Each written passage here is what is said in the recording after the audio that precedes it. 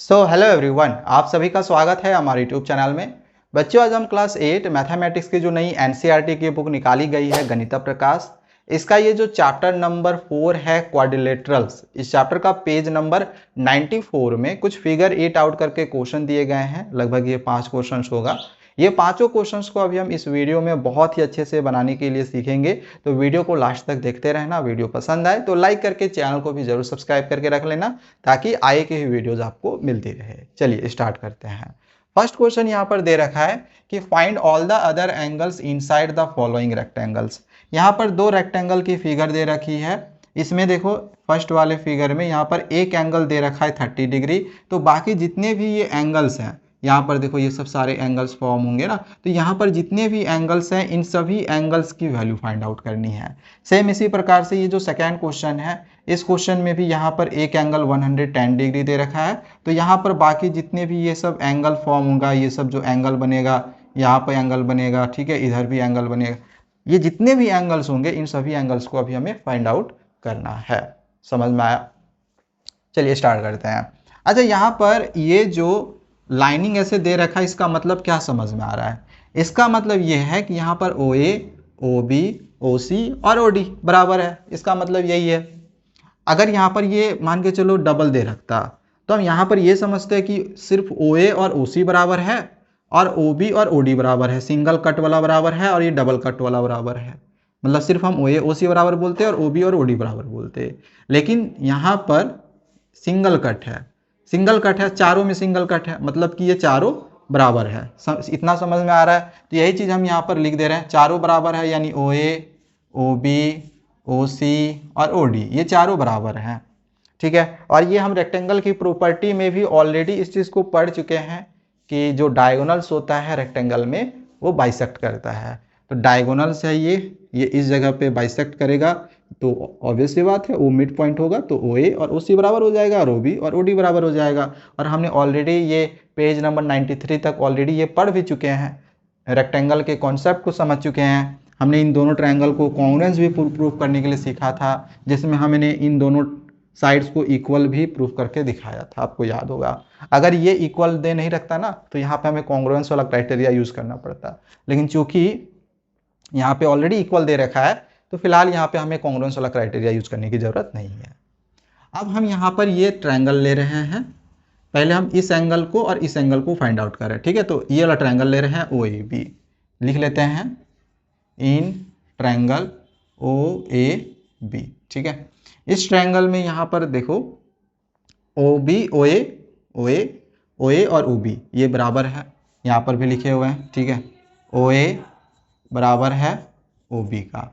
ठीक है, तो आपने एक और रूल पढ़ा हुआ होगा, ऑलरेडी मैंने सिखाया था पेज नंबर 93 तक में, कि ये जो अपोजिट्स, ये जो साइड्स हैं, इसके साइड्स के अपोजिट में जो एंगल होगा, जैसे ये साइड है, इस साइड के अपोजिट में ये जो एंगल होगा, एंगल बी, ठीक है, ये एंगल बी, और ये जो ओ बी है इसके अपोजिट में ये जो एंगल है, ये जो अपोजिट साइड से इसके अपोजिट में ये जो एंगल है, एंगल ए, यानी ओ ए बी।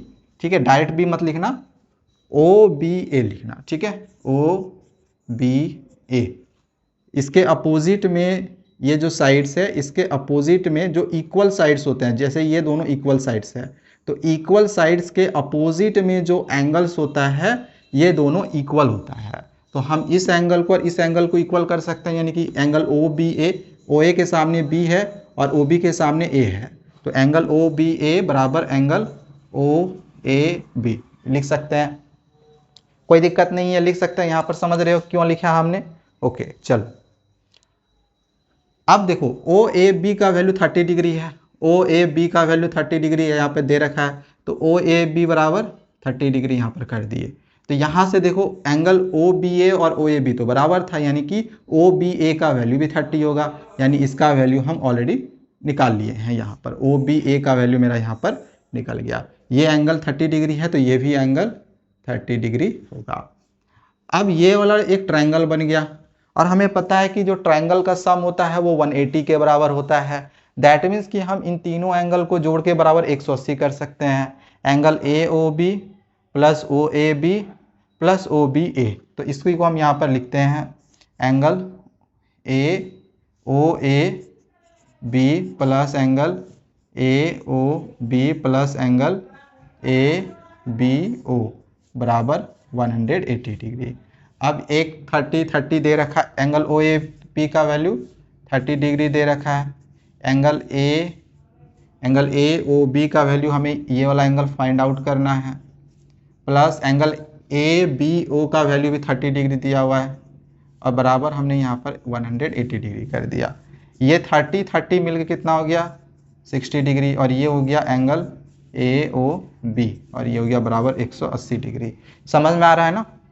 ये 60 इधर आ जाएगा तो angle A O B equal to 180 minus 60 इधर आ गया तो -60 हो गया। तो यहाँ से एंगल ए ओ बी का वैल्यू कितना निकल गया 120 डिग्री। तो ये देख लो हमने एंगल ए ओ बी भी निकाल लिया 120 डिग्री। समझ में आया कैसे हमने ये वाला एंगल निकाला, angle A O B 120 degree आ गया। ठीक है, एक मिनट।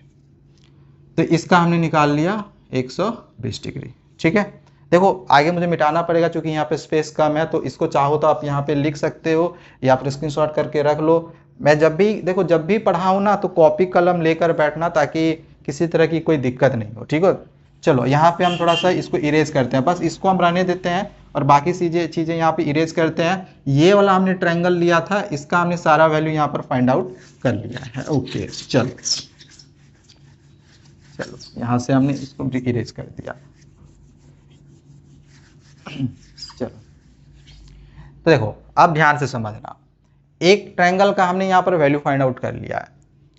अच्छा, अब इधर वाला एंगल अगर हमें निकालने दिया जाए in triangle O D A, अब हम ट्रायंगल ओ डी ले लें, इधर वाला का सारा का एंगल निकालेंगे। ठीक है, in triangle O A O D बोल सकते हो, ओ डी ओ ए बोल सकते हो। ठीक है, हम क्या करते हैं ए ओ डी लिख लेते हैं, in triangle A O D. अब देखो हमने ये रेक्टेंगल के कॉन्सेप्ट में भी पढ़ा था कि रेक्टेंगल का जो सारा एंगल होता है ये 90 डिग्री के बराबर होता है। तो ये जो पूरा एंगल डी ए बी है ये 90 डिग्री है, ये पूरा एंगल ए 90 डिग्री है, पूरा एंगल ए जो है 90 डिग्री है और आधा यहाँ पे 30 डिग्री दे रखा है आधा एंगल का। तो इसका वैल्यू कितना होगा, तो 90 में 30 घटा देंगे 60 डिग्री हो जाएगा। समझ में आ रहा है ना। तो अगर हमें ये एंगल ओ ए डी निकालना है, एंगल ओ ए डी निकालना है, तो हम 90 डिग्री में से 30 डिग्री घटा देंगे तो 60 डिग्री निकल जाएगा। तो बस ये भी निकल गया 60 डिग्री। समझ में आया, इसका वैल्यू 60 डिग्री निकल गया। अब देखो ये वाला साइड और ये वाला साइड इक्वल है, ओ ए बराबर है ओ डी का। तो अभी मैंने क्या बताया कि दो साइड्स अगर बराबर हो तो इसके सामने का एंगल बराबर होगा। तो इसके सामने में एंगल डी है यानी कि ए डी ओ या फिर ओ डी ए बोल सकते हैं। ये साइड बराबर है तो इसके सामने का ये एंगल और इस साइड के सामने का ये एंगल, इस साइड के सामने का ये एंगल और इस साइड के सामने का ये एंगल दोनों बराबर हो जाएगा। यानी ओ ए बराबर अगर ओ डी है तो डायरेक्टली हम ऐसे भी बोल सकते हैं कि एंगल ए और एंगल डी बराबर होगा। तो एंगल ए का नाम हम एंगल ए का नाम ओ ए डी लिखेंगे। ठीक है, यहाँ पे लिखेंगे एंगल ओ ए डी और एंगल डी का ओ डी ए लिखेंगे, एंगल ओ डी ए लिखेंगे। इसका 60 डिग्री है ओ ए डी का, तो यहाँ पर हम 60 डिग्री लिख देंगे। ठीक है, समझ में आ रहा है। अब बाकी बच गया ये वाला एंगल। तो देखो इस एंगल को दो तरीके से निकाल सकते हो, आप तो इन तीनों एंगल को जोड़ दो बराबर 180 करके कर सकते हो, या फिर ये देख लो ये पूरा एक स्ट्रेट लाइन है, ये पूरा एक स्ट्रेट लाइन है ना। तो स्ट्रेट लाइन का जो सम होता है वो 180 के बराबर होता है, मतलब स्ट्रेट लाइन का जो एंगल का सम होता है 180 के बराबर होता है। तो इधर वाला एंगल और इधर वाला एंगल को जोड़ेंगे ना तो 180 होगा। तो ये वाला एंगल जब निकालेंगे तो 180 में से 120 को घटा देंगे तो ये वाला एंगल निकल जाएगा।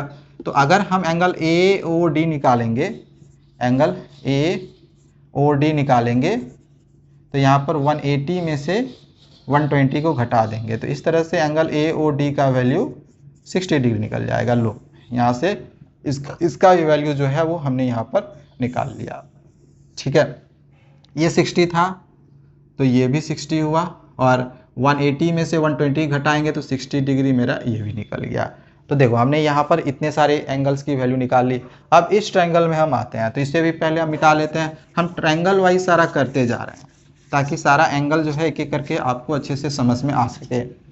अब इस ट्रायंगल में देख रहे हैं, ये फिर से पूरा 90 डिग्री होगा, ये फिर से पूरा 90 डिग्री होगा, ठीक है। इसको आप एक अलग तरीके से भी बना सकते हो, एक अल्टरनेट इंटीरियर एंगल वाला भी कॉन्सेप्ट आप यहाँ पर यूज़ कर सकते हो कि जैसे ये अगर 30 डिग्री है तो ये एंगल भी 30 डिग्री होगा, बट कैसे होगा, क्यों होगा, यह भी पता नहीं होगा। अल्टरनेट इंटीरियर एंगल शायद नहीं भी पढ़े होगे और मैं भी पढ़े भी हो सकते हो, बट मैं अभी उसमें नहीं जाना चाहता हूँ। मैं चाहूँ तो बता सकता हूँ, बट वो अभी फ़िलहाल दिया नहीं है, अभी तक समझाया नहीं गया है, तो अभी हम उसमें नहीं जाएंगे। जो जैसे अभी हम बनाते हुए आ रहे हैं उसी कॉन्सेप्ट पे बनाने के लिए सीखेंगे, ठीक है। तो जैसे ये पूरा एंगल जो है डी 90 डिग्री है, ये पूरा एंगल डी 90 डिग्री है, और यहाँ से यहाँ तक 60 डिग्री दे रखा है, पूरा यहाँ से यहाँ तक 90 डिग्री है, और यहाँ से यहाँ तक 60 डिग्री है। तो अगर हमें ये एंगल निकालना है तो पूरा में से 60 घटा देंगे, मतलब 90 में से 60 घटा देंगे, ये निकल जाएगा। तो एंगल ओ डी सी जब निकालेंगे, लिख लेते हैं ट्रायंगल का नाम, in triangle O D C.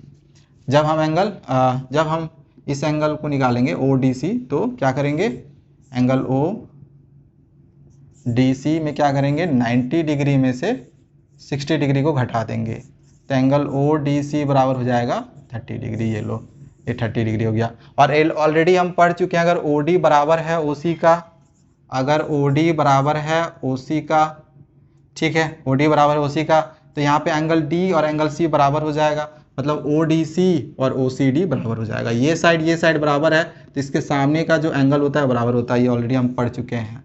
तो यहाँ पे लिख लेते हैं देयरफॉर एंगल डी और एंगल सी बराबर होगा। एंगल डी के जगह पे हम ओ डी सी लिखेंगे, और एंगल सी के जगह पे ओ सी डी लिखेंगे, एंगल ओ सी डी लिखेंगे। अगर यहाँ पर ओ डी सी का 30 डिग्री है, ओ डी सी का 30 डिग्री है, तो ओ सी डी भी 30 डिग्री निकल जाएगा, ठीक है। तो ये दो लो, इसका 30 डिग्री निकला, इसका 30 डिग्री निकला, और ये इसका वर्टिकली अपोजिट एंगल से इक्वल हो जाएगा। ये 120 है तो ये भी 120 होगा, ये वर्टिकली अपोजिट एंगल से निकल जाएगा, ठीक है। तो डायरेक्टली यहाँ पर लिख रहे हैं angle A O B equal to angle D O C बराबर 120 डिग्री। समझ में आ गया होगा, ये हो गया 120 डिग्री, ठीक है। ये देख लो, यहाँ पर हमने ये सब सारा निकाला। चलो आगे बढ़ते हैं। अब बस एक ट्रायंगल का और इधर वाला निकाल लेना है, इन ट्रायंगल बी ओ सी, ठीक है। यहाँ पर लेते हैं इन ट्रायंगल बी ओ सी। इसमें देखो ओ बी और ओ सी बराबर है, ओ बी और ओ सी बराबर है, ठीक है, ओ बी और ओ सी बराबर है। तो इसके सामने का ये जो एंगल होगा और इसके सामने का ये जो एंगल होगा, ये दोनों एंगल बराबर हो जाएगा, ठीक है। तो यहाँ पे हम लोग क्या करें, अच्छा पहले हमें फिर से ये वाला इधर वाला का एंगल पहले निकाल के दिखाना होगा ना। तो 90 डिग्री में से फिर 30 डिग्री घटा दो, ये वाला एंगल निकल जाएगा, ठीक है। तो यहाँ पे हम वही चीज़ कर रहे हैं कि हम इस एंगल को निकाल रहे हैं, इसका नाम क्या है, ओ बी सी, ओ बी सी, ये वाला एंगल निकाल रहे हैं ना। एंगल ओ बी सी बराबर कितना हो जाएगा, 90 डिग्री माइनस 30 डिग्री, कितना हो जाएगा, 60 डिग्री। अब ओ बी बराबर है ओ सी का, तो देयरफॉर हम लोग यहाँ पर बोल सकते हैं कि since O B equal to O C, therefore angle O B C बराबर एंगल ओ बी सी बराबर angle O C B, angle O C B, ठीक है। क्योंकि ये दोनों साइड बराबर था तो ये दोनों एंगल बराबर होगा, सामने का एंगल जो होता है वो बराबर होता है, ठीक है। समझ में आ रहा है। चलो आगे। तो ओ बी सी का अगर 60 डिग्री निकाले हैं, ओ बी सी का 60 डिग्री निकाले हैं, तो ओ सी भी कितना निकल जाएगा, 60 डिग्री। ये लो,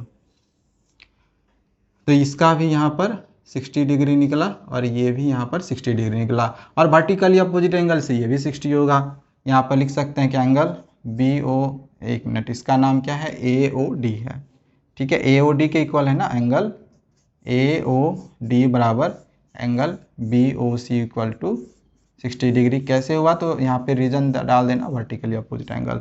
तो यहाँ पे सबका वैल्यू हमने फाइंड कर लिया, ये भी 60 डिग्री निकल जाएगा, ये इसका वर्टिकली अपोजिट एंगल से इक्वल हो गया। तो आई होप यहाँ पर आपको सारी चीज़ें समझ में आ गया होगा कि कैसे जो एंगल्स हैं हम यहाँ पर फाइंड आउट करें हैं। जिस तरह से हमने ये फिगर 1 को सारे मतलब फिगर 1 के सारे क्वेश्चन को, जितने भी एंगल्स है उसको सॉल्व करा, सेम एज इट इज़ हम इस क्वेश्चन को भी बनाएंगे, ठीक है। सेम वैसे बनाएंगे, कहीं कोई अंतर नहीं होगा, बस वैल्यू थोड़ा अलग आएगा, बाकी बनाने का जो तरीका होगा वो सेम ऐसे ही होगा।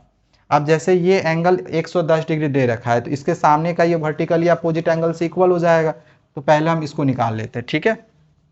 एंगल इसको अगर हम पी ओ मान लें तो पी ओ एस है ये एंगल पी ओ एस, और इस एंगल के बराबर है क्यू ओ आर के, एंगल क्यू ओ आर का इक्वल हो जाएगा 110 डिग्री, ठीक है। ये इसका वर्टिकली अपोजिट एंगल से इक्वल हो गया 110 डिग्री, ठीक है। अब ये एक स्ट्रेट लाइन है तो पहले हम इधर वाला एंगल निकाल लेते हैं। तो इन दोनों को जोड़ेंगे तो 180 डिग्री होगा, और ये हम ऑलरेडी पढ़ भी चुके हैं कि इधर वाला अगर हमें ये स्ट्रेट लाइन है तो इस एंगल को अगर हमें निकालना है तो ये दोनों का सम 180 के बराबर होगा। तो अगर हमें इस एंगल को निकालना है तो 180 में से इसको घटा देंगे, यानी कि angle P O Q, angle P O Q में को 180 में से 110 घटा देंगे। तो यहाँ पे एंगल पी ओ क्यू का वैल्यू 70 डिग्री निकल जाएगा। लो यहाँ पे 70 डिग्री निकल गया। अब ये इसका वर्टिकली अपोजिट एंगल से इक्वल हो जाएगा, यानी कि P O Q, angle P O Q बराबर आर ओ एस बोल सकते हैं, एंगल आर ओ एस बोल सकते हैं, ठीक है। ये भी 70 डिग्री होगा। क्यों होगा भाई? तो वर्टिकली अपोजिट एंगल से होगा, ठीक है। तो यहाँ पर ये 70 है तो ये भी कितना हो गया? 70 डिग्री। समझ में आया? यहाँ पर ये सब सारा निकाल लिए। अब हमें इन एंगल्स को निकालना है। यहाँ पर ये सब सारा जो एंगल्स हो गया इसको निकालना है। अब इस ट्रायंगल में हम ऑलरेडी पढ़ चुके हैं कि ये साइड और ये साइड बराबर है तो इसके सामने का ये जो एंगल होगा वो बराबर होगा। तो अभी मैं यहाँ पर इस चीज़ को डायरेक्ट कर सकता हूँ। अगर इसको हम x मान ले तो ये भी x होगा, इसको x मान ले तो ये भी x होगा, ठीक है। चलो तो यहाँ पर ये तीनों ट्रायंगल को जोड़ेंगे, पहले लिख लेते हैं, ठीक है। ये x बराबर क्यों हुआ? क्योंकि OP बराबर है OS का, ये OP और OS बराबर है तो इसका ये वाला दोनों एंगल इक्वल हो जाएगा। देयरफॉर एंगल OPS बराबर angle OSP equal to x हमने यहाँ पर माना है। ये दोनों साइड बराबर है तो ये दोनों एंगल बराबर होगा। एक को अगर x माने दूसरा भी x होगा, सिंपल सी बात है। अब तीनों को जोड़ेंगे बराबर 180 कर देंगे। 110 प्लस x बराबर 180 डिग्री। चूँकि ट्रायंगल का जो सम होता है 180 के बराबर होता है तो इसको जोड़ेंगे तो ये 2x हो गया, ये इधर आके घट जाएगा तो 180 माइनस 110 होगा तो 2x बराबर ये कितना हो जाएगा? 70, ठीक है। अब 72 के नीचे 70 आ जाएगा तो x का वैल्यू 70/2 काटेंगे तो x का वैल्यू 35 डिग्री निकल जाएगा। समझ में आया? तो ये वाला मेरा कितना निकल गया? 35 डिग्री। ये भी कितना निकल गया? 35 डिग्री, चूंकि हमने इसको x माना था, ठीक है। तो x का वैल्यू 35 डिग्री निकल गया। ओके, यहाँ पे चाहो तो आप लिख के भी दिखा सकते हो, ऐसे लिखे तो है ही है, कोई दिक्कत नहीं है, ठीक है। लिख के चाहो तो दिखा भी सकते हो, लिखाना क्या है, ऑलरेडी लिखे भी है, कोई दिक्कत नहीं है। अब जैसे हमने यहाँ पर 35 डिग्री इसको निकाला है, अब अगर हमें इस एंगल को निकालना होगा तो एक तो हम डायरेक्टली फिर से हम वैसे ये जो अभी हमने काम करा इस ट्रायंगल को लेके फिर से वैसे ही काम कर सकते हैं, नहीं तो डायरेक्ट इसको 90 डिग्री से घटा दो, 90 डिग्री से इसको घटा दो, जो आएगा वही आंसर होगा, ठीक है। पहले इसको मिटा लेते हैं, ओके, इसको पहले मिटा लेते हैं फिर आगे बनाते हैं। देखो ये पूरा का पूरा 90 डिग्री है, पूरा का पूरा यहाँ से यहाँ तक एंगल पी पूरा 90 डिग्री है, चूंकि ये रेक्टेंगल है, ठीक है। रेक्टेंगल का सारा एंगल 90 डिग्री होता है। तो अगर हमें इस एंगल को निकालना है तो पूरा में से इसको घटा देंगे, पूरा में से इसको घटा देंगे तो ये निकल जाएगा। तो एंगल हम निकाल रहे हैं OPQ, एंगल OPQ, ठीक है, एंगल OPQ। इसके लिए पूरा में से मतलब 90 में से 35 घटाएंगे, 10 में 5 गया 5, 8 में 3 गया तो 5, ये लो 55 डिग्री निकल गया। तो ये निकल जाएगा 55 डिग्री। और चूंकि OP/OQ बराबर है, ऐसे ये भी 55 निकलेगा क्योंकि पता है कि ये और ये बराबर है। सिंस OP बराबर है OQ का, एक मिनट यहाँ पे लिख रहा हूँ, OP बराबर है OQ का, देयरफॉर हम लिख सकते हैं कि OPQ बराबर हो जाएगा OQP का। देयरफॉर एंगल OPQ बराबर हो जाएगा एंगल OQP का। और अगर हम OPQ का 55 निकाले हैं तो यहाँ पर 50, ठीक है, OPQ का 55 निकाले हैं तो ये इसके बराबर है तो इसका भी वैल्यू 55 हो गया, इसका भी वैल्यू 55 हो गया, ठीक है। अब अगर हमें इसको निकालना है तो फिर वैसे ही है, 90 डिग्री में से इस एंगल को घटा देंगे तो ये एंगल निकल जाएगा। तो चलो घटा के निकाल लेते हैं इस एंगल को। ठीक है, इसको पहले मिटा लेते हैं, इसको निकालते हैं एंगल ओ क्यू आर को, एंगल ओ क्यू आर। तो पूरा में से इसको घटा देंगे, मतलब पूरा है 90 डिग्री, 90 डिग्री में से 55 घटा देंगे तो कितना निकल जाएगा, ये निकल जाएगा 10 में 5 गया तो 5, 8 में 5 गया तो 3, 35 डिग्री। तो ये लो, ये हो गया 35 डिग्री। ठीक है, और ओ क्यू और ओ आर बराबर है, सिंस ओ क्यू बराबर ओ आर, देयरफॉर हम लोग बोल सकते हैं कि ये वाला एंगल और ये वाला भी एंगल बराबर हो जाएगा, यानी कि एंगल ओ क्यू आर बराबर एंगल ओ आर क्यू। ठीक है, ये एंगल और ये एंगल का नाम डाल दिया यहाँ पर। तो ये अगर इसका हम ओ क्यू आर का 35 निकालें तो ये भी कितना हो जाएगा, 35 हो जाएगा। ऑलरेडी हम पढ़ चुके हैं ये सब सारा चीज़ कुछ देर पहले। चलो ये निकल गया, अब इधर वाला निकालते हैं। अच्छा ये तो निकल गया ना 35, चलो अब बस ये दो बच गया। तो फिर पूरा में से अगर हम देखो, अल्टरनेट इंटीरियर एंगल का कॉन्सेप्ट हम यहाँ पर यूज कर सकते हैं, बहुत जगह यूज कर सकते हैं, बट मैं बार बार उस चीज़ कर रहा हूँ कि ये अभी फिलहाल बुक में दिया नहीं है, तो इसी वजह से हम यहाँ पर उस चीज़ को यूज़ नहीं कर रहे हैं।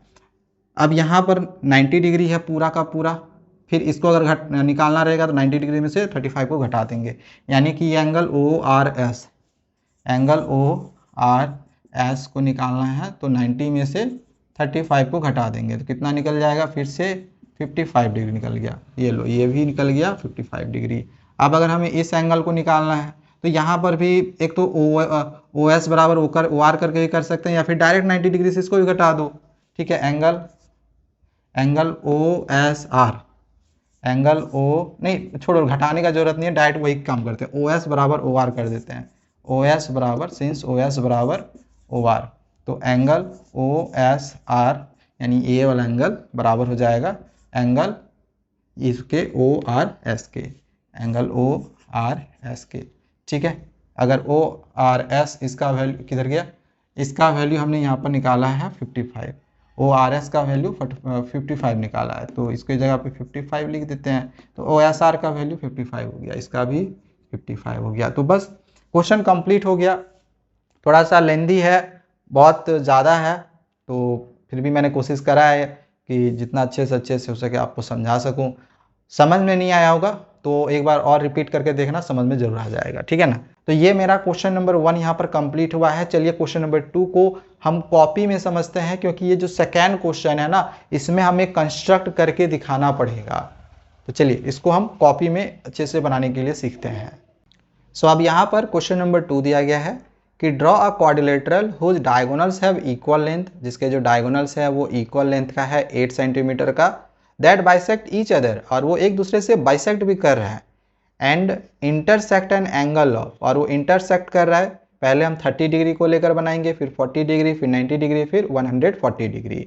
अब अगर हम क्वेश्चन नंबर 1 को बनाएं 30 डिग्री को लेकर, देखो क्वेश्चन में क्या कह रहा है कि एक क्वाड्रिलेटरल है। सबसे पहले हम एक क्वाड्रिलेटरल बना लेते हैं। एक पहले मैं रफ स्केच आपको यहाँ पर खींच के बता दे रहा हूँ, फिर इसके बाद इसको अच्छे से कंस्ट्रक्ट करने के लिए भी यहाँ पर सीखेंगे। ठीक है ना, पहले एक रफ स्केच हम कर लेते हैं। सबसे पहले बोला गया है कि एक क्वाड्रिलेटरल है जिसका जो डायगोनल है, दोनों डायगोनल जो है वो 8-8 सेंटीमीटर करके दिया गया है।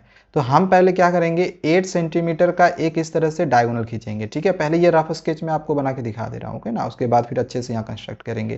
पहले हम 8 सेंटीमीटर का यहाँ पर एक स्ट्रेट लाइन खींचेंगे, एक लाइन सेगमेंट खींचेंगे।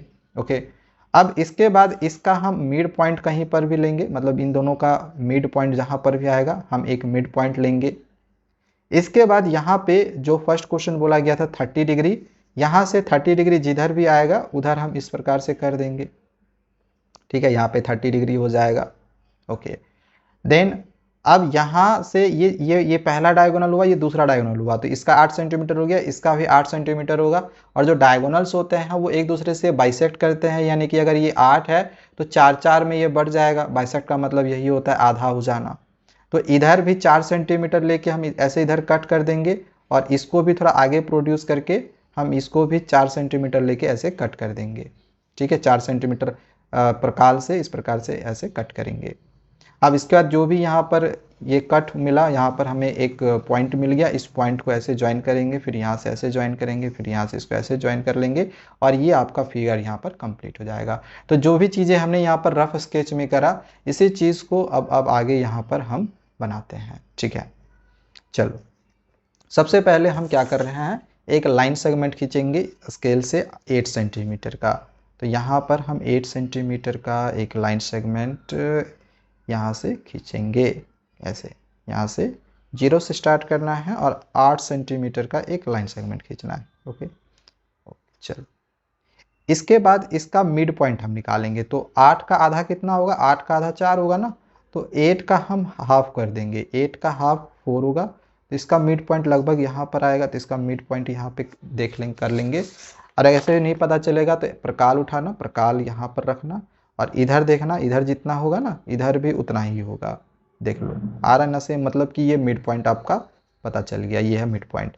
अब इस मिड पॉइंट से क्या करना है, आपको ये प्रोटेक्टर लेना है, इस मिड पॉइंट के पास ऐसे रख लेना है और यहाँ से क्वेश्चन नंबर 1 में 30 डिग्री बोला गया है, तो 30 डिग्री देखो नीचे यहाँ पर है, तो यहाँ पर हम 30 डिग्री के लिए एक पॉइंट डालेंगे और अब हम इसको स्केल से ज्वाइन कर लेंगे। ठीक है, स्केल से इसको हम ज्वाइन करेंगे। कहाँ पे पॉइंट आया था, इस जगह पे आया था ना, तो यहाँ से हम इसको ज्वाइन करेंगे। ठीक है, ये थोड़ा सा लंबा भी होगा तो कोई दिक्कत नहीं है, बाद में हम चाहे तो मिटा भी देख सकते हैं, कोई दिक्कत नहीं है। ठीक है, थोड़ा सा लंबा खींचेंगे। अब यहाँ पर फिर से आपको प्रकाल लेना है, ये वाला। और अब देखो ध्यान देना एक चीज़, ये मेरा पहला डायगोनल है और ये मेरा दूसरा डायगोनल है, दोनों डायगोनल की लेंथ 8 सेंटीमीटर करके है। तो ये तो हमने 8 खींच लिया था। अब आपको क्या करना है, डायगोनल जैसे बोला गया है कि बाइसेक्ट कर रहा है, यानी कि 4 भाग में बट जाएगा, तो आपको इस स्केल से 4 सेंटीमीटर नापना है। ये 0 के पास यहाँ पर रखना है, 4 सेंटीमीटर ऐसे करके यहाँ पर आपको कर लेना है। ठीक है, 0 है और ये 4 सेंटीमीटर है, यहाँ तक आपको रख लेना है और इसको यहाँ पर ऐसे कर रख के यहाँ से 4 सेंटीमीटर के लाइन ऐसे कट करना है। ठीक है, इधर भी आपको रखना है और 4 सेंटीमीटर कट कर देना। आप चाहो तो इधर मिटा भी सकते हो, कोई दिक्कत नहीं है, चाहो तो हम इधर मिटा भी सकते हैं, नहीं भी मिटाएंगे तो ऐसा नहीं कि गलती हो जाएगा, गलती नहीं होगा। ठीक है, गलती नहीं होगा। और अब यहाँ पर जितने भी पॉइंट्स मिले हैं, इन पॉइंट्स को अब हम यहाँ पर ज्वाइन करेंगे। ठीक है, इसको यहाँ से इधर से ऐसे ज्वाइन कर लेंगे, यहाँ से इसको इधर से हम ऐसे ज्वाइन करेंगे, फिर यहाँ पे ऐसे रख के इसको हम इधर से यहाँ पर ऐसे इस प्रकार से ज्वाइन कर लेंगे और इसको हम यहाँ पर इस प्रकार से ज्वाइन कर लेंगे। तो हमें एक क्वाड्रिलेटरल फॉर्म करना था, तो क्वाड्रिलेटरल देख लो यहाँ पर हमने फॉर्म कर लिया है। इसका चाहे तो हम नाम दे सकते हैं, इसको हमने ए नाम दे दिया, इसको हमने बी नाम दे दिया, इसको हमने सी नाम दे दिया, इसको हमने डी दे दिया। यहाँ पर हम चाहे तो ओ डाल सकते हैं। ठीक है, तो बस ये अब चाहे तो जो हमने वैल्यू जो भी हमने लाइन सेगमेंट खींचा था, जैसे ये 8 सेंटीमीटर का था ना, तो ये 4 सेंटीमीटर करके ये हो जाएगा। इसी प्रकार से ये भी 4 सेंटीमीटर करके ये भी था। तो ये मेरे यहाँ पर ए सी और बी डी डायगोनल्स हो गए 8 सेंटीमीटर करके, और ये पूरा यहाँ पर क्वाड्रिलेटरल हम बना चुके हैं। ठीक है, तो ये हमने क्वेश्चन नंबर 1 बनाया जो कि था 30 डिग्री करके। सेकेंड जो क्वेश्चन है अगर आप यहाँ पर देखो तो 40 डिग्री करके दिया हुआ है। ठीक है, 40 डिग्री आपको सेम बनाना है, सेम फिगर बनाना है। सेकेंड क्वेश्चन में सेम फिगर बनाना है आपको, बस आपको थोड़ा सा अंतर क्या है कि आपको यहाँ पर जो हमने 30 डिग्री खींचा था ये आपको 40 डिग्री खींचनी है। तो फटाफट चलो इसको हम भी बना लेते हैं, क्योंकि एक तो हमने जब एक हम बनाने सीख चुके हैं तो दूसरा में हमें ज़्यादा समय नहीं लगेगा बनाने में। ठीक है, एक बस सीखना आना चाहिए। हमें 8 सेंटीमीटर का ही लेंथ खींचना है सारे क्वेश्चन के लिए, तो दोबारा से हम 8 सेंटीमीटर यहाँ पे खींचेंगे, इसको पकड़ेंगे, यहाँ से 8 सेंटीमीटर खींचेंगे इस तरह से।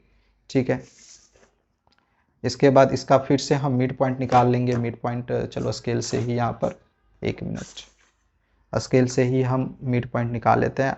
8 का आधा कितना होगा, 4, तो फिर से यहाँ पर हम 4 पे ऐसे कट करें, इस जगह पे ये मिड पॉइंट आ गया। ठीक है, चाहे तो हम इससे मिला के भी देख सकते हैं, मिड पॉइंट हो रहा है, बिल्कुल हो रहा है। ठीक है, मिड पॉइंट हो रहा है। अब यहाँ पर बोला गया था क्वेश्चन नंबर 2 में 40 डिग्री, 40 डिग्री बोला गया था ना। तो अब यहाँ से हम प्रोटेक्टर से 40 डिग्री खींचेंगे, ठीक है। प्रोटेक्टर के पास रखना है और ये 40 डिग्री इधर आएगा, यहाँ पे आपको पॉइंट दे के इसको बस स्केल से एक लंबा सा ज्वाइन कर लेना है, ठीक है ना। यहाँ से ये वाला पॉइंट था ना, ये वाला पॉइंट था, यहाँ से आपको ज्वाइन करना है, ठीक है। यहाँ से रखना है, इससे टच होता हो जाना चाहिए, ठीक है ना। ये बस ध्यान रखना। ये हो गया।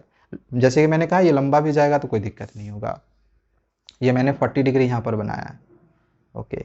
और इस क्वेश्चन में यहाँ पर ये 30 डिग्री छूट गया है, यहाँ पर हमने 30 डिग्री खींचा था, इसको कर देना, ठीक है। चलो अब इसके बाद हम फिर से प्रकार ये लेंगे, प्रकार लेंगे और 4 सेंटीमीटर पहले हम नाप लेंगे, क्योंकि ये 4 सेंटीमीटर करके ही होगा, ठीक है ना।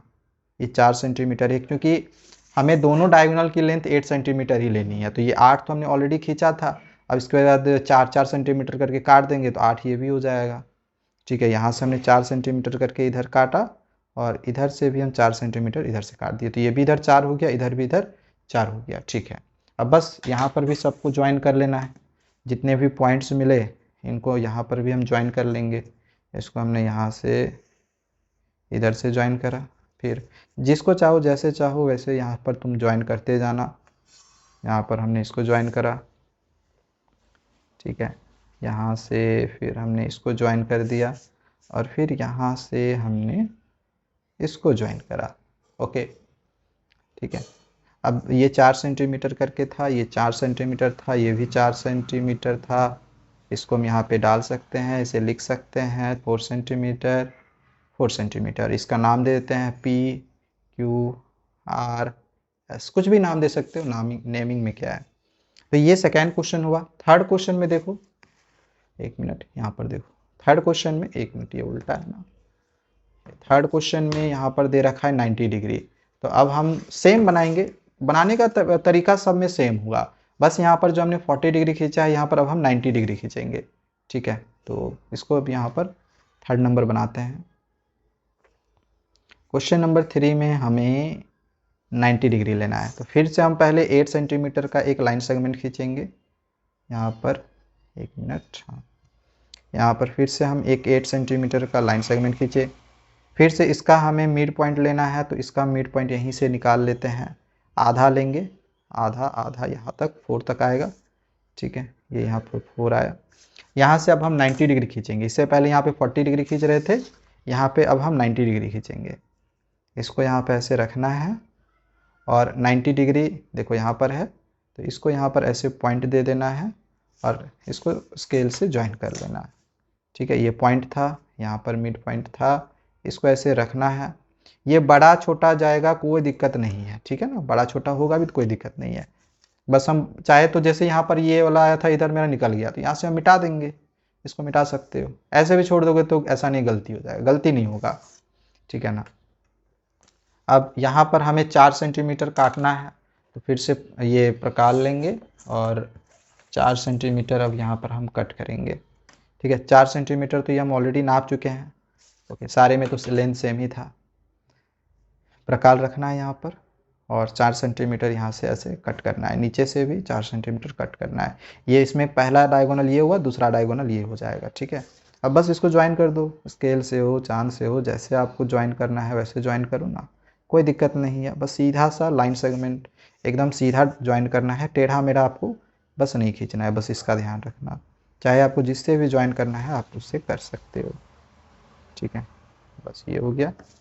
इधर से भी ज्वाइन कर लेते हैं, इसको हमने यहाँ रखा, यहाँ रख के इधर से ज्वाइन किए, फिर इसको हमने यहाँ पर रखा और यहाँ पे हमने इस तरह से ज्वाइन करा, ठीक है। समझ में आया किस तरह से यहाँ पे हम बना रहे हैं।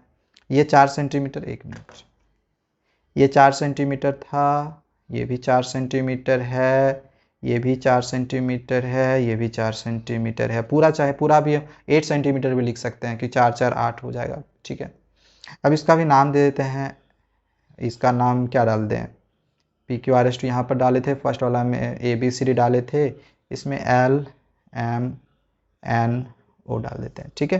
अच्छा ओ तो यहाँ पर रहेगा ना, तो यहाँ पे बीच में पी डाल देते हैं, कोई दिक्कत नहीं। नेम आप कुछ भी डालो, उससे कोई प्रॉब्लम नहीं है। थर्ड क्वेश्चन आपका यहाँ पर कंप्लीट हो गया। यहाँ पर हमने 90 डिग्री बनाया था। ओके, तो 3 क्वेश्चन कम हुआ यहाँ पर। अब फोर्थ क्वेश्चन में आते हैं। फोर्थ क्वेश्चन में यहाँ पर देखो 140 डिग्री दिया हुआ है। एक मिनट, हाँ ये देख लो, फोर्थ क्वेश्चन में 140 डिग्री दिया हुआ है। तो अब इसको हम फोर्थ नंबर बनाएंगे तो 140 डिग्री लेके बनाएंगे। बनाना सेम है, तरीका सबका सेम रहेगा। फोर्थ नंबर में 140 डिग्री हमें लेना है, तरीका सेम होगा। हमें सबसे पहले फिर से एक 8 सेंटीमीटर का लाइन सेगमेंट खींचना है। ठीक है, फिर से हमें यहाँ पर एक मिनट, हाँ 8 सेंटीमीटर का लाइन सेगमेंट खींच लेते हैं। ये 8 सेंटीमीटर का लाइन सेगमेंट हुआ। फिर इसका हाफ हम लेंगे, मतलब मिड पॉइंट लेंगे। अब इस मिड पॉइंट से इस बार हम 140 डिग्री खींचेंगे। यहाँ पे इसको रखना है, इसको यहाँ पर ऐसे रखना है और 140 डिग्री नीचे में ही आपको देखना है। ठीक है, ध्यान देना, ये यहाँ पर आएगा, लगभग इस पॉइंट पे आएगा। ठीक है, तो यहाँ पर अब क्या करेंगे, स्केल से इसको ज्वाइन कर लेंगे या फिर चांद से भी ज्वाइन कर सकते हो, बट थोड़ा सा लंबा हमें ज्वाइन करना हुआ, इसीलिए हम स्केल का ही सहारा ले रहे हैं। इसको हमने यहाँ पर इस तरह से ज्वाइन कर दिया। अब 4-4 सेंटीमीटर करके बस काट देंगे। ये 4 सेंटीमीटर करके हमने ऑलरेडी नाप के रखा था, बार बार नाप के दिखाने की ज़रूरत है नहीं। यहाँ पर 4 सेंटीमीटर काटे, फिर इधर से भी हम 4 सेंटीमीटर काटेंगे। ठीक है, ये हमने यहाँ पर कट कर दिया। और जिस जगह पे कट मिला है, इन दोनों जगह पे, एक मिनट अच्छे से कर दे रहे हैं, ये यहाँ पर एक मिला था और एक इधर मिला था। ठीक है, तो इन दोनों को बस अब हम मिला देंगे। यहाँ से हम मिलाएंगे इधर से। ठीक है, यहाँ से ऐसे रखना है और इसको इस तरह से मिला देना है। इसी प्रकार से यहाँ पर भी ऐसे रखना है और इसको इस तरह से मिला देना है। फिर यहाँ पर भी रखना है और यहाँ पर आपको इस तरह से मिला देना है। और फिर इसी तरह से यहाँ पर भी आपको रखना है और फिर इस तरह से हम इसको यहाँ पर भी मिला देंगे। अब ये यहाँ पर बस नाम आपको डाल देना है। यहाँ पर इसको ए डाल देते हैं, बी डाल देते हैं, ABCD, फिर से एक बार नाम दे देते हैं। आप नेमिंग कोई सा भी डाल सकते हैं, उससे कोई दिक्कत नहीं है। ये भी 4 सेंटीमीटर है, 4 सेंटीमीटर, ये भी 4 सेंटीमीटर, इसमें ये 4 सेंटीमीटर है और ये 4, इसमें डायगोनल्स ये दोनों हो गया। ठीक है ना, ये 4 सेंटीमीटर है। और यहाँ पर ये हमने कितना डिग्री खींचा था, 140 डिग्री। ओ को यहाँ पर नहीं डाल के नीचे डाल देना, चूँकि यहाँ पर एंगल बन रहा है, तो यहाँ नहीं तो नीचे डाल देना।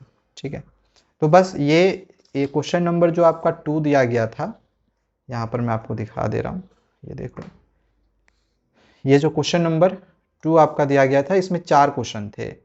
ठीक है, क्वेश्चन नंबर 2 में ये 4 क्वेश्चन थे। ये चारों क्वेश्चन को अभी हमने बनाने के लिए सीखा है। अब आगे चलो हम क्वेश्चन नंबर 3 को बनाने के लिए सीखते हैं। सो अब आगे यहाँ पर हमारे सामने क्वेश्चन नंबर 3 दिया गया है। क्वेश्चन में दिया गया है कि consider a circle with centre O। हमें एक सर्किल लेना है जिसका सेंटर O हो। हम क्या करते हैं, एक सर्कल बना लेते हैं। ये हमने एक सर्कल बना लिया। इस सर्किल का जो सेंटर है वो O होगा। ठीक है, यहाँ पर आगे है कि line segment PL and AM। यहाँ पर 2 लाइन सेगमेंट लेना है, PL और AM। ये 2 परपेंडिकुलर डायमीटर्स हैं इस सर्किल का। इस सर्किल का PL और AM ये 2 परपेंडिकुलर डायमीटर्स हैं। तो हम क्या करते हैं कि PL और AM ये 2 डायमीटर खींचते हैं और परपेंडिकुलर डायमीटर खींचते हैं। परपेंडिकुलर डायमीटर कहने का मतलब है कि कुछ इस प्रकार से डायमीटर को खींचेंगे।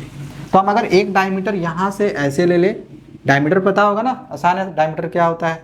ठीक है, तो यहाँ पर हमने अगर एक डायमीटर ऐसे ले लिया, इसका नाम अगर हम PL ले ले, P और L ले ले, तो दूसरा जो डायमीटर होगा बोला गया कि परपेंडिकुलर डायमीटर से, यानी कि दूसरा जो डायमीटर होगा वो ऐसे होगा। ठीक है, वो ऐसे होगा। बस ध्यान रखना ये सेंटर पे ये कटना चाहिए, ये सेंटर से लाइज होना चाहिए। ठीक है, समझ में आया। सेंटर से अगर कोई लाइन एक छोर से दूसरी ओर जाता है तो वो होता है डायमीटर। तो हमने क्या करा, यहाँ पर एक PL और एक दूसरा AM। यहाँ पर हमने 2 परपेंडिकुलर डायमीटर खींच लिया है। ठीक है, अब आगे यहाँ पर दिया गया है what is the figure APML। तो यहाँ पर ये जो फिगर बना APML, तो इसको ज्वाइन कर लेते हैं, APM और L इसको ज्वाइन कर लेते हैं, ठीक है। तो अब ये जो फिगर बना ये किस टाइप का फिगर है? क्या आप इसको देख के बता सकते हो कि ये किस टाइप का फिगर है? रेक्टेंगल है कि रोम्बस है कि स्क्वायर है कि किस टाइप का फिगर है? क्या आप देख के बता सकते हो? नहीं। तो आगे क्वेश्चन में बोला गया है कि रीजन एंड और experiment to figure this out, मतलब कि कारण बताओ कि आप जो भी इसको लिख रहे हो कि स्क्वायर है या रेक्टेंगल है या रोम्बस है या क्या कोई और फिगर है, तो वो क्यों है? या तो उसका कारण लिखो या फिर उसका एक्सपेरिमेंट करके दिखाओ। तो हम कारण यहाँ पर दे देते हैं, ज़्यादा अच्छा रहेगा, ठीक है। तो स्टार्टिंग में आप ये नहीं लिखना कि ये कौन सा टाइप का फिगर है। ऐसे तो मैं यहाँ पर बता दे रहा हूँ कि ये स्क्वायर है, बट ये स्क्वायर क्यों होगा, कारण भी यहाँ पे आपको पता चल जाएगा, वीडियो को लास्ट तक देखना, ठीक है। देखो इतना हमें पता है कि अगर इसको हम सेंटर में O माने हैं तो सेंटर से सर्किल पे जो लाइन होता है वो होता है रेडियस। तो यहाँ पर OP रेडियस है, यहाँ पे OL रेडियस है, यहाँ पर OA रेडियस है और यहाँ पर OM रेडियस है, ठीक है। इतना पता है, चलो ठीक। तो अगर हम पूरा PL निकाले, अगर हम पूरा PL निकाले तो इसमें R प्लस PL का मतलब पूरा R प्लस R ये कितना हो जाएगा 2R। और यहाँ पर अगर हम पूरा AM निकाले, पूरा अगर हम AM निकाले तो यहाँ पर भी R प्लस R होगा, यहाँ पर भी R प्लस R 2R होगा। ये चीज़ समझ में आया? तो अब यहाँ पर देख रहे हैं PL का वैल्यू भी 2R, AM का वैल्यू भी 2R, तो देयरफॉर हम लोग बोल सकते हैं कि PL बराबर है AM का, PL बराबर है AM का। तो PL अगर AM के बराबर है तो इससे क्या समझ में आया? PL AM के बराबर है, इससे क्या समझ में आया? PL क्या है? डायगोनल्स है। AM क्या है? डायगोनल्स है। इससे ये पता चला कि सर्कल का यहाँ पर ये जो भी फिगर है, इस फिगर का जो डायगोनल्स है वो इक्वल है। तो हम यहाँ लिख सकते हैं कि therefore diagonals are equal, therefore लिख सकते हैं कि डायगोनल्स आर इक्वल। अब जरा सोचो कि कौन से फिगर में डायगोनल्स इक्वल होता है? तो रेक्टेंगल में भी होता है, स्क्वायर में भी होता है। तो अभी ये क्लियर पता नहीं चल रहा है कि ये रेक्टेंगल है कि स्क्वायर है, क्योंकि रेक्टेंगल में भी डायगोनल्स इक्वल होता है और स्क्वायर में भी डायगोनल्स इक्वल होता है, ठीक है। तो अब हम कैसे पहचाने कि ये रेक्टेंगल है कि स्क्वायर है? इसके लिए आगे हमें फिर से कुछ काम करना पड़ेगा। अभी फिलहाल नहीं पता चला, बस अभी इतना पता चला कि ये डायगोनल जो है वो इक्वल है। डायगोनल्स इक्वल होता है रेक्टेंगल और स्क्वायर में, दोनों में से ये कुछ भी हो सकता है, ठीक है। अब जैसा कि क्वेश्चन में दिया गया था कि AM और PL ये दोनों परपेंडिकुलर डायमीटर में है, ठीक है। यहाँ क्वेश्चन में दे रखा है PL और AM ये दोनों परपेंडिकुलर डायमीटर्स है। परपेंडिकुलर डायमीटर कहने का मतलब है, परपेंडिकुलर डायमीटर कहने का मतलब है कि यहाँ पर ये जो एंगल बनाएगा ना, ये 90 डिग्री का बनाएगा। तो यहाँ पे चारों साइड में जो एंगल बनेगा तो ऑब्वियस सी बात है चारों साइड में ये 90 डिग्री करके बनाएगा, इधर भी 90 बनाएगा, ठीक है, जिधर हम O लिखे हुआ है। तो चारों साइड में ये 90 डिग्री बनाएगा। क्यों? क्योंकि AM और PL परपेंडिकुलर है और हम जानते हैं परपेंडिकुलर में 90 डिग्री होता है। अगर हम PL परपेंडिकुलर लिख रहे हैं AM का, दैट मीन्स कि हम बोल सकते हैं कि जो ये एंगल O होगा, AOP या फिर AOL, ये सारा एंगल जो होगा 90 डिग्री का होगा, ठीक है। तो यहाँ पर हम लिखेंगे कि since PL and AM, since PL and AM are perpendicular diameters, क्योंकि PL और AM परपेंडिकुलर डायमीटर्स है, देयरफॉर हम लोग बोल सकते हैं कि ये जो डायगोनल है, ये जो डायगोनल है AM, ये जो डायगोनल है AM और ये जो डायगोनल है ये PL, ये बाइसेक्ट कर रहा है, ये बाइसेक्ट कर रहा है 90 डिग्री पे, एट राइट एंगल पे।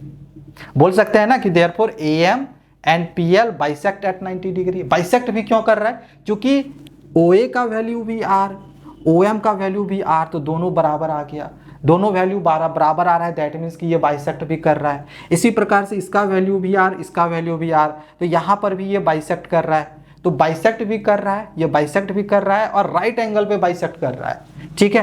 तो एक चीज़ और हम यहाँ पर लिख सकते हैं, एंड कर देना, ठीक है। एंड ये चीज़ लिख लेना कि OP ये दोनों बाइसेक्ट कर रहा है, वो भी लिख लेना, ठीक है ना। एंड ये भी लिख लेना कि and OP equal to OL equal to R, and ऐसे नहीं करना, ऐसे कर देना, ठीक है, ज़्यादा अच्छा रहेगा। एंड AO बराबर OM, AO बराबर OM इक्वल टू R। ठीक है, ये दोनों भी बराबर है, ये दोनों भी बराबर हो गया। तो देयरफॉर अब हम बोल सकते हैं, देयरफॉर हम बोल सकते हैं कि AM and PL are perpendicular, are bisect at right angles. Therefore बोल सकते हैं कि AM एंड PL यानी कि ये जो डायगोनल्स है, diagonals AM and PL bisect at right angles. ठीक है, बोल सकते हैं। बाइसेक्ट क्यों हुआ, हम यहाँ से देख चुके हैं, क्योंकि ये दोनों बराबर है तो इसीलिए बाइसेक्ट। तो देयरफॉर हम लोग लिखेंगे यहाँ पर कि डायगोनल्स, डायगोनल्स कौन सा डायगोनल है, AM and PL, diagonals AM and PL bisect at right angle भी लिख सकते हो, 90 डिग्री भी लिख सकते हो, दोनों चलेगा। ठीक है, हम यहाँ पे लिख लिए diagonals AM and PL bisect at 90 degree, ये भी चलेगा, कोई दिक्कत नहीं है। ठीक है, समझ में आ गया। अच्छा एक चीज समझना, अच्छा 90 डिग्री पे बाइसेक्ट, 90 डिग्री पे बाइसेक्ट, डायगोनल्स अगर 90 डिग्री पे बाइसेक्ट होता है तो किसमें होता है, किसमें होता है, जरा सोचना। देखो यहाँ पर हम एक ये चीज निकाल चुके हैं, इसको आप इक्वेशन 1 मान लेना, और यहाँ पर ये जो हमने यहाँ पर निकाला हुआ है कि डायगोनल जो है AM और PL पे बाइसेक्ट कर रहा है 90 डिग्री, इसको आप यहाँ पर इक्वेशन 2 मान लेना। और अब हम इन दोनों इक्वेशन के आधार पर ये कह सकते हैं, क्योंकि कि AM और PL बराबर है, 90 डिग्री पे बाइसेक्ट भी कर रहा है, 90 डिग्री बाइसेक्ट भी कर रहा है, तो अब इसको हम बोल सकते हैं कि ये स्क्वायर है। क्यों स्क्वायर है, क्योंकि रेक्टेंगल में 90 डिग्री पे बाइसेक्ट नहीं करता है, बाइसेक्ट करता है रेक्टेंगुलर में, नो डाउट।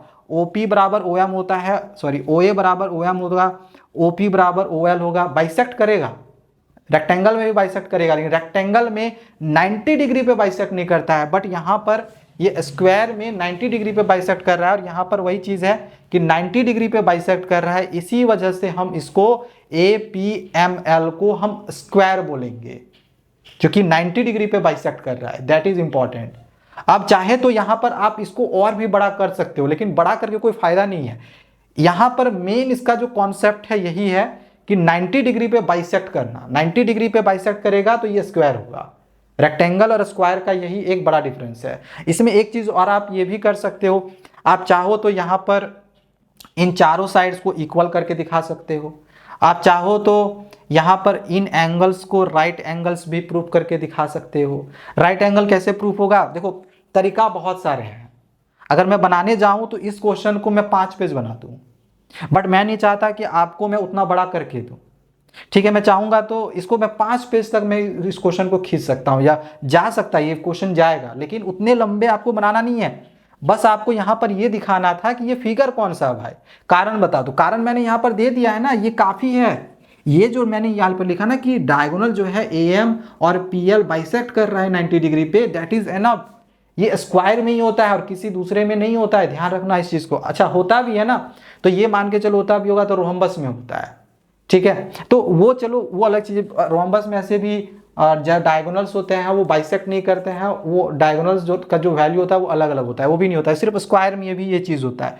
तो खैर वो आगे वाला चीज़ है, आगे बाद में पढ़ेंगे रोहम्बस वगैरह में के बारे में, या जो भी चीज़ है। फिलहाल अभी इस चीज़ पर फोकस करना है कि स्क्वायर में ही ये चीज़ होता है कि जो AM जो डायगोनल्स होता है, AM और PL जो डायगोनल्स हुआ ये 90 डिग्री पे बाइसेक्ट करा, ये सबसे ज़्यादा इंपॉर्टेंट है, इस लाइन को मिस नहीं करना है।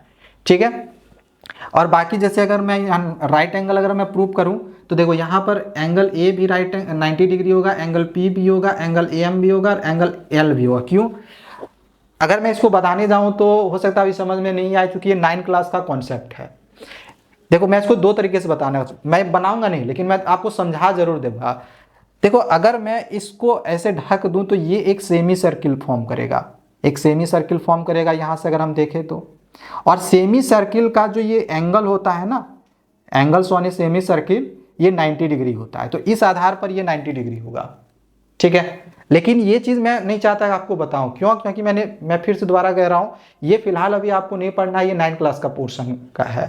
तो अभी और अभी अगर ये पढ़ना रहता तो दिया हुआ रहता, इसके पहले समझाया हुआ रहता, सर्किल का कॉन्सेप्ट दिया रहता है वो चीज़ नहीं दिया है।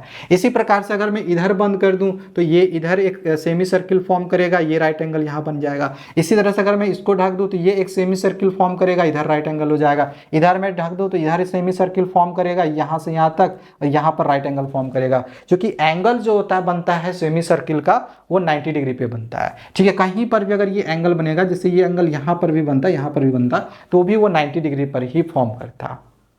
ठीक है, तो यहां से हम बोल सकते थे कि सारा एंगल 90 डिग्री का है। बट यार क्या ही फायदा है इसको करके, रेक्टेंगल में भी तो सारा एंगल 90 डिग्री का होता है, कोई फायदा होता नहीं, फिर भी पता नहीं चलता कि ये रेक्टेंगल है कि स्क्वायर है। हाँ, एक चीज और कर सकते थे कि हम चारों साइड्स को इक्वल कर सकते हैं, ये साइड्स, ये साइड, ये साइड, ये साइड, ये चारों साइड इक्वल होगा।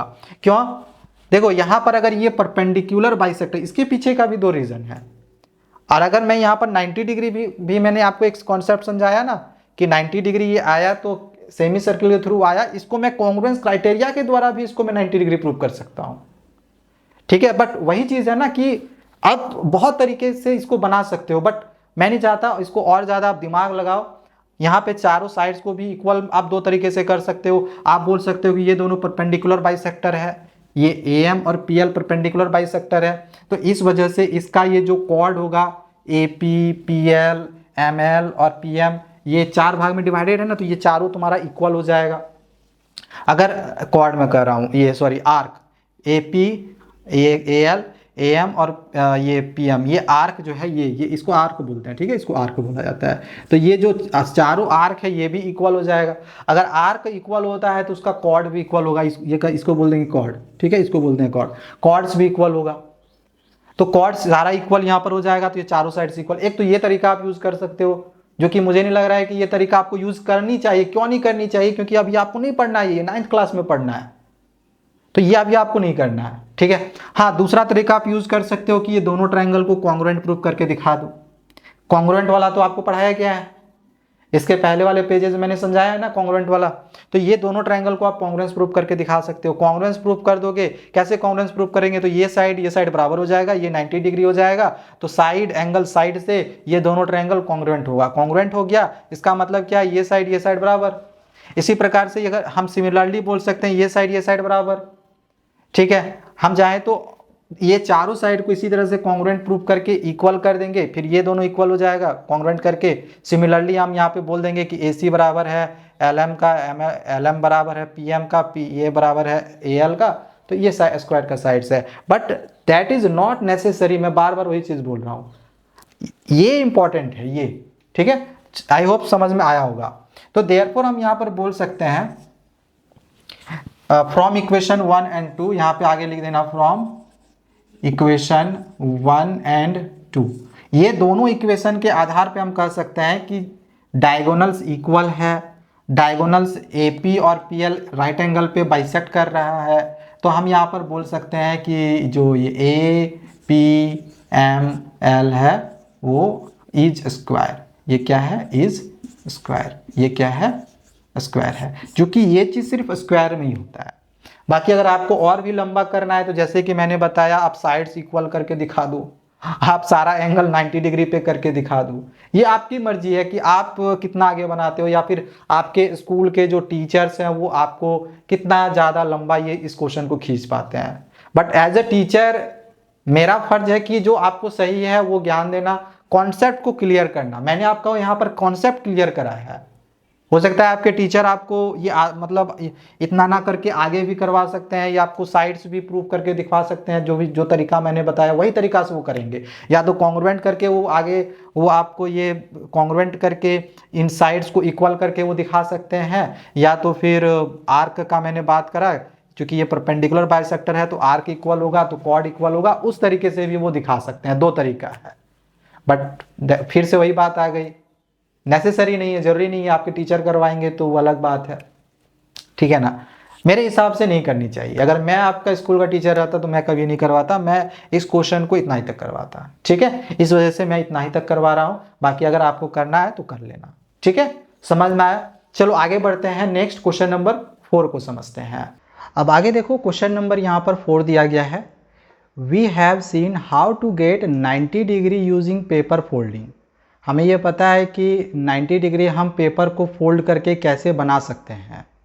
Now suppose we do not have any paper but 2 sticks of equal length. Suppose करो कि आपके पास कोई भी पेपर नहीं हो, आपके पास कोई भी पेपर नहीं है, लेकिन आपके पास 2 स्टिक्स है इक्वल लेंथ का, 2 स्टिक्स है इक्वल लेंथ का, 2 स्टिक्स है इक्वल लेंथ का, ठीक है। और थ्रेड है, थ्रेड की लंबाई नहीं दी गई है, थ्रेड दिया गया है, उसकी लंबाई नहीं है कि वो कितनी है, ठीक है। तो how do we make an exact 90 degree using this. तो इनका यूज़ करके, 2 इक्वल स्टिक्स का और थ्रेड का यूज़ करके हम 90 डिग्री कैसे बना सकते हैं। देखो कैसे बना सकते हैं, इसके लिए मैंने ऑलरेडी यहाँ पर देखो 90 डिग्री आपके लिए मैंने यहाँ पर बना के दिखा भी दिया है। अब बनाएंगे कैसे, इसके लिए आपको लिखना भी पड़ेगा, क्या लिखना पड़ेगा वो मैंने यहाँ पर लिखा हुआ है, आपको मैं इसको समझा दूंगा। पहले इसको समझ लो कि कैसे ये 90 डिग्री बनेगा इन स्टिक्स के थ्रू और इस थ्रेड के थ्रू। और इसके सिवा आपको कुछ भी यूज नहीं करना है, कुछ भी एक्स्ट्रा यूज नहीं करना है, ठीक है। सबसे पहले हमने क्या करा कि देखो लिखे भी है, यहाँ पर लिखे हुए हैं कि take 2 sticks of equal length and a thread. सबसे पहले मैंने यहाँ पर 2 इक्वल स्टिक्स लिया हुआ है, जैसा कि क्वेश्चन में बोला भी गया था। ये एक पहला स्टिक्स हो गया, ये दूसरा स्टिक्स हो गया, ये दोनों स्टिक्स को मैंने यहाँ पर लिया हुआ है, ठीक है। 2 इक्वल स्टिक्स लिया, ठीक है। और मैंने एक थ्रेड भी लिया, ये थ्रेड देख रहे हो ना, यहाँ पर थ्रेड से मैंने बांधा भी है, थ्रेड लिया हुआ है, ठीक है। तो हमने यहाँ पर 2 स्टिक्स लिया और थ्रेड लिया। यहाँ पर जो स्टिक्स हैं ये डायगोनल्स हैं, ये जो स्टिक्स होंगे ये क्या है, डायगोनल्स को रिप्रेजेंट करेगा। और यहाँ पर ये जो थ्रेड है ये साइड्स को रिप्रेजेंट करेगा, देख लो ये साइड्स को रिप्रेजेंट कर रहा है, ठीक है। ये साइड्स है, थ्रेड जो है ये रस्सी जो है ये साइड को रिप्रेजेंट कर रहा है, ये जो स्टिक्स हैं ये डायगोनल को रिप्रेजेंट कर रहा है। अब आगे है कि अरेंज द स्टिक्स परपेंडिकुलर। अब स्टार्टिंग में क्या करना है कि आपको इन स्टिक्स को परपेंडिकुलरली अरेंज करना है, परपेंडिकुलर रखना है, ठीक है। हमने कुछ इस प्रकार से परपेंडिकुलर करा। परपेंडिकुलर कहने का मतलब है कि 90 डिग्री में आपको बनाना है। जैसे ये हमने लिया, अब इसके बाद हम इसको ऐसे रख दिए तो ये बन गया परपेंडिकुलर, ठीक है। तो वही चीज़ हमने करा है कि हमने क्या करा, एक स्टिक्स लिया और फिर इसी के ऊपर दूसरा स्टिक्स को हमने इस प्रकार से परपेंडिकुलर अरेंज कर लिया, ठीक है। वही चीज़ यहाँ पे लिखा हुआ है। मैंने जो जो चीज़ यहाँ किया है वही चीज़ मैंने वहाँ लिखा भी है, ठीक है ना। यहाँ मैंने वही सब सारी चीज़ लिखी है। Tie with thread in the middle of the sticks. अब ये जो स्टिक्स का मिडिल था, इस पहले वाले स्टिक्स का मिडिल और ये दूसरे वाले स्टिक्स का मिडिल, इन दोनों स्टिक्स के मिडिल को मैंने यहाँ पर बांध दिया है। आप यहाँ पर देख भी रहोगे, देखो रस्सी है, इस रस्सी से मैंने इन दोनों स्टिक्स के मिडिल में बांधना है। देखो ऊपर नीचे नहीं बांधना है, मिडिल में ही बांधना है, तभी 90 डिग्री बनेगा, अदरवाइज फिर नहीं बनेगा। आगे है now tie the thread to the ends of both the sticks. अब इसके बाद दोनों जो स्टिक्स है, ये पहला स्टिक्स और दूसरा स्टिक्स, इन दोनों स्टिक्स के एंड में आपको इस थ्रेड से बांध लेना है। पहले मिडिल में बांधे इस थ्रेड से, अब इसके एंड में बांधना है। देखो यहाँ से बांधना शुरू करें, यहाँ से यहाँ तक बांधे, फिर यहाँ से यहाँ तक बांधे, फिर यहाँ से यहाँ बांधे, फिर यहाँ से यहाँ बांधे। ये चारों एंड को मैंने बांध दिया, दोनों स्टिक्स के दोनों एंड को मैंने यहाँ पर बांध दिया है, ठीक है। यहाँ से स्टार्ट करा, कुछ इस प्रकार से हमने इसको बांध दिया। अब आगे देखो यहाँ पर दिया गया कि the shape you obtained is. अब हमें ये जो शेप मिला, ये जो हमें शेप मिला वो किस प्रकार का शेप है, ये एक स्क्वायर का शेप है। क्यों ये स्क्वायर का शेप है भाई, क्यों ये स्क्वायर का शेप है, क्योंकि इसके जो सारे एंगल हैं यहाँ पर जो हमें मिल रहा है ये 90 डिग्री का बन रहा है। अच्छा ये 90 डिग्री ही हमें लाना था ना, क्वेश्चन में यही पूछा गया था ना कि आप 90 डिग्री बना के दिखाओ। आपके पास केवल 2 स्टिक्स है, ये पहला स्टिक है, ये दूसरा स्टिक्स है। आपके पास केवल 2 स्टिक्स है इक्वल लेंथ के, आपके पास सिर्फ थ्रेड है। इसकी सहायता से आप 90 डिग्री बना के दिखाओ। ये देख लो मैंने सारा एंगल 90 डिग्री बना के दिखा दिया है, ठीक है। अच्छा ये स्क्वायर क्यों है, आपके मन में एक सवाल आ रहा होगा क्यों स्क्वायर है। क्योंकि देखो ध्यान रखना, अभी मैंने पिछला वाला क्वेश्चन नंबर जो 3 समझाया उसमें मैंने आप लोगों को क्या बताया था कि अगर 2 परपेंडिकुलर, जैसे ये दोनों परपेंडिकुलर है और इसके मिडिल में मैंने ये बांधा था, याद होगा, मतलब ये दोनों ये डायगोनल से, मैंने शुरुआत में लिखा भी था कि ये जो दोनों स्टिक्स है ये डायगोनल को रिप्रेजेंट कर रहा है। और ये जो डायगोनल से दोनों यहाँ से यहाँ तक और यहाँ से यहाँ तक बाइसेक्ट कर रहे हैं, और ये डायगोनल्स इक्वल लेंथ के भी हो गए। स्क्वायर का डायगोनल इक्वल लेंथ का होता है, ये देख लो इक्वल लेंथ के डायगोनल्स। स्क्वायर में क्या होता है कि डायगोनल्स बाइसेक्ट करता है, देख लो ये बराबर बराबर भाग में ये बट गया, चूंकि मिडिल में मैंने बांधा था, ठीक है। डायगोनल में क्या होता है कि बीच में यहाँ पर 90 डिग्री होता है चारों तरफ, यहाँ सॉरी स्क्वायर में क्या होता है कि बीच में यहाँ पर चारों तरफ 90 डिग्री होता है, डायगोनल के बीच में, स्क्वायर के डायगोनल के बीच में यहाँ पर 90 डिग्री होता है, मतलब diagonals of a square are bisect at 90 degree. मैंने पिछला क्वेश्चन भी आपको इससे पहले वाले क्वेश्चन में भी समझाया था, तो यहाँ पर 90 डिग्री भी ये बन रहा है। तो दैट इज स्क्वायर में ही ऐसा होता है, रेक्टेंगल में तो 90 डिग्री बनता नहीं है, हम ऑलरेडी पहले भी समझ चुके हैं। तो यहाँ पर 90 डिग्री भी बन गया, बाइसेक्ट भी करा, सारा एंगल जो है वो 90 डिग्री भी है। क्यों 90 डिग्री है? अच्छा, सारा एंगल 90 डिग्री क्यों आया? क्योंकि अगर ये एंगल 90 डिग्री है, अगर हम इन दोनों ट्रायंगल को कॉन्ग्रुएंस प्रूव कर दे, क्योंकि ये साइड इक्वल है, ये एंगल ये साइड इक्वल हो जाएगा, इस ट्रायंगल का ये देखो, इस ट्रायंगल का ये साइड और इस ट्रायंगल का ये साइड कॉमन आ जाएगा, और ये साइड तो ऐसे ही इक्वल है क्योंकि ये डायगोनल से डायगोनल बाइसेक्ट कर रहा है, और यहाँ पर 90 डिग्री है, दोनों ट्रायंगल कॉन्ग्रुएंट हो गया, दोनों ट्रायंगल कॉन्ग्रुएंट हो गया, दैट मीन्स कि ये एंगल और ये एंगल बराबर हो जाएगा, और ये एंगल ऐसे ही बराबर है क्योंकि ये साइड बराबर है, तो ये बराबर हो गया, ये बराबर हो गया, ये यार मतलब ये 90 डिग्री है, इन दोनों को जोड़ेंगे तो 90 डिग्री आएगा, फिर इन दोनों को जोड़ोगे तो 90 डिग्री आएगा, तो ये इन दोनों को भी जोड़ोगे तो 90 डिग्री आएगा। मतलब सिंपल सी है, इसमें लॉजिक समझना है, इसमें बहुत ज़्यादा अब मैं आपको नहीं घुमाऊंगा, आंसर हम इतना ही लिखेंगे जितना मैंने अभी आपको यहाँ पर लिख कर दिया है, कुछ मत करो, बस आप ये वाला यहाँ पर आंसर जो है लिख दो। और ये मैंने यहाँ पर आपको बना के दिखाया, अगर स्कूल में बोला जाए कि प्रैक्टिकली बना के दिखाओ, करके दिखाओ, तो ये जो मैंने आप लोगों को सिखाया ऐसे बना देना, या फिर हो सके अगर कॉपी में अगर आप बना रहे हो, एग्जाम में अगर आता है, ऐसे ये क्वेश्चन इंपॉर्टेंट नहीं है, एग्जाम में नहीं आना चाहिए, फिर भी अगर आ जाता है तो आप यहाँ पर डायग्राम में इस तरह से बना के इसको दिखा सकते हो, ठीक है। इस तरह से आप यहाँ पर डायग्राम भी बना के दिखा सकते हो। आप थ्रेड इसको यहाँ पर लिख दोगे कि ये जो क्या मतलब नाम देके कि ABCD ये क्या है, थ्रेड है, ये जो स्टिक्स है मान के चलो AC और BD डायगोनल जो होगा वो स्टिक्स होगा, ऐसे लिख देना। यहाँ पर ये 90 डिग्री बनेगा, ये मैंने लिखा हुआ है, यही है। बस आपको ये वाला डायग्राम बना देना और ABCD यहाँ पर लिख देना, और लास्ट में लिख देना कि here ABCD square therefore all the angles are equal to 90 degree, that's it, ठीक है। तो ये वाला डायग्राम बना के और ये वाला पूरा जो है आप लिख देना। इस क्वेश्चन का आंसर यहाँ पर कंप्लीट हो गया है, ज़्यादा कुछ है नहीं, प्रैक्टिकल सा थोड़ा वर्क था, इसलिए मैंने यहाँ पर प्रैक्टिकली आपको करके भी दिखा दिया है। तो ये क्वेश्चन नंबर 4 भी कंप्लीट हुआ। आगे बढ़ते हैं, क्वेश्चन नंबर 5 को समझते हैं। सो लास्ट अब एक क्वेश्चन नंबर 5 यहाँ पर दिया गया है कि we saw that one of the properties of a rectangle is that its opposite sides are parallel. यहाँ पर दिया गया है कि रेक्टेंगल का एक प्रॉपर्टी है कि उसका जो अपोजिट साइड्स होता है वो पैरेलल होता है। यह हम पढ़ चुके हैं कि जो रेक्टेंगल होता है, रेक्टेंगल का जो अपोजिट साइड्स होता है, यानी कि ये और ये जो होता है ये इक्वल भी होता है और पैरेलल भी होता है, चाहे ये अपोजिट साइड्स इक्वल होते हैं और पैरेलल होते हैं। तो क्वेश्चन में यहाँ पर दिया गया है कि can this be chosen as a definition of a rectangle, क्या इसको हम रेक्टेंगल का डेफिनेशन चूज कर सकते हैं? अगर हम ये कहें कि रेक्टेंगल का अपोजिट साइड्स पैरेलल होता है या फिर इक्वल होता है, तो क्या हम इसे रेक्टेंगल का डेफिनेशन चूज कर सकते हैं? इन अदर वर्ड, दूसरे शब्दों में हम ऐसे भी बोल सकते हैं कि is every quadrilateral that has opposite sides parallel and equal a rectangle, यानी किसी क्वाड्रिलेटरल का अगर अपोजिट साइड्स पैरेलल हो और इक्वल हो, वही चीज़ जो अभी मैं बोल रहा हूँ, चाहे अपोजिट साइड्स पैरेलल हो या फिर इक्वल हो, तो क्या उसे हम रेक्टेंगल बोल सकते हैं या फिर नहीं बोल सकते हैं? तो नहीं, इसे हम रेक्टेंगल नहीं बोल सकते हैं। रेक्टेंगल क्यों नहीं बोल सकते हैं? आंसर में हम लोग लिखेंगे कि no this can't be the definition of the rectangle, ये रेक्टेंगल की डेफिनेशन नहीं हो सकती है, क्योंकि बहुत सारे ऐसे शेप्स होते हैं जिनके अपोजिट साइड्स पैरेलल और इक्वल होते हैं, जैसे कि पैरेललोग्राम और रोम्बस। पैरेललोग्राम में भी क्या होता है, पैरेललोग्राम में भी अगर आप देखो तो ये अपोजिट साइड्स इक्वल होते हैं, पैरेलल होते हैं।